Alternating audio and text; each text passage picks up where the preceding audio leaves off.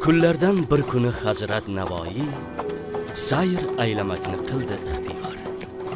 Mulozimlar ila chiqdilar yo'lga va kichik bolaga keldilar duchor. O'shanda Navoiy otidan tushib, o'sha yosh bolaga qilibdi ta'zim. Mulozimlar hayron, ayollari lol, bunday uchrashuvdan qolibdilar jim. Bir ayon qo'lini ko'ksiga qo'yib so'rabdi: "Hazratim, bu qandayin hol?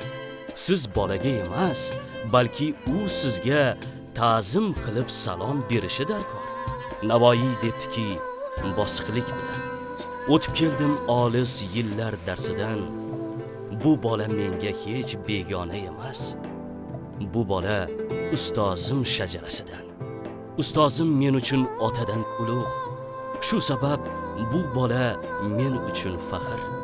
Ustozimdan qolgan nevarasiga salom bermasligim mumkinmi axir?"